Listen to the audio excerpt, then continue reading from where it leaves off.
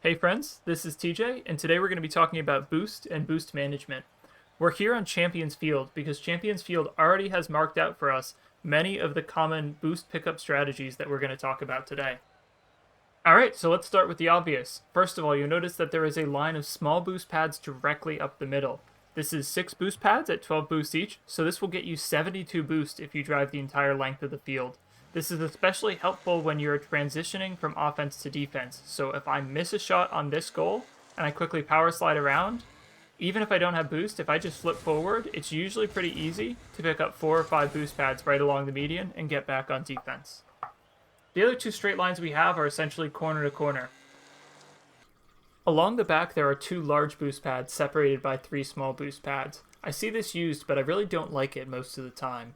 More commonly though, when rotating from defense to offense, you should be able to drive up the side alley and grab either the back or middle boost on the way to your attack.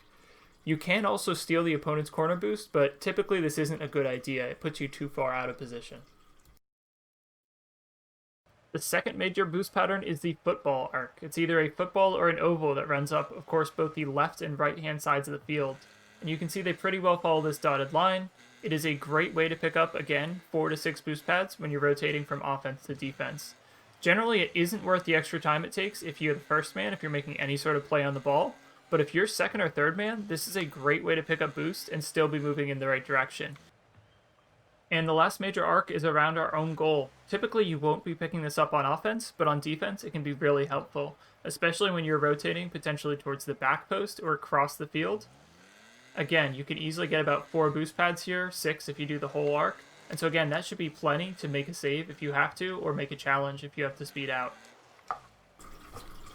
So we're going to jump in here to the All-Star Goalie Training Pack. I want you to see that even when you have low boost, you can often still make a save. The only real exception to this is when you have to contest an opponent in the air, or have to jump out to block a shot. But most of the time, if you have 12, 24, or 36 boost in the goal, that should be enough to block the actual shot. The first one I can get away with a double jump, and I can even hit it cleanly away into the corner. Second one's a bit tougher. You probably would want boost to defend this in real life. But again, it is possible to do with 0 boost at all, and I'm sure I could have hit that a bit harder.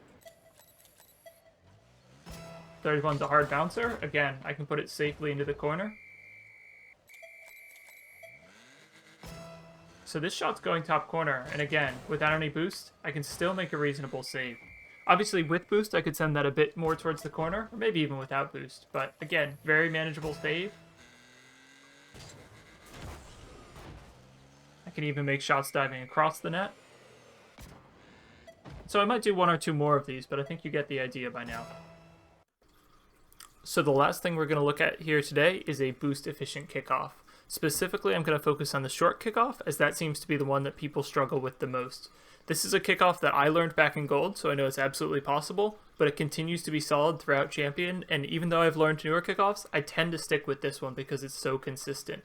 What we're going to do essentially is flip straight forward, boost a bit, and then flip again into the ball. What makes the kickoff so powerful is that you should, if done correctly, still have 12 boosts remaining when you're finished, and you should be in good field position. So let's take a look at this in practice. You can see I'm going to start by turning ball cam off, so I'm pointing in a straight line. I'm going to flip straight forward, then reposition, and side flip into the ball. Okay, and let's watch the replay here just so you can see it from a slightly different angle.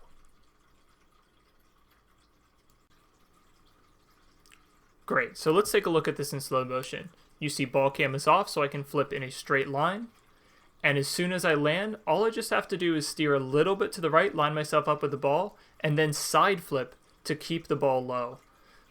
Really, you don't need to front flip because the side of your car already has a big enough surface area, and that side flip keeps the ball low. It'll prevent those crazy own goals that other kickoffs can sometimes be prone to. Okay, so one last time. Here we go. We're going to front flip straight forward. We're going to pause boosting as soon as we hit the other pad.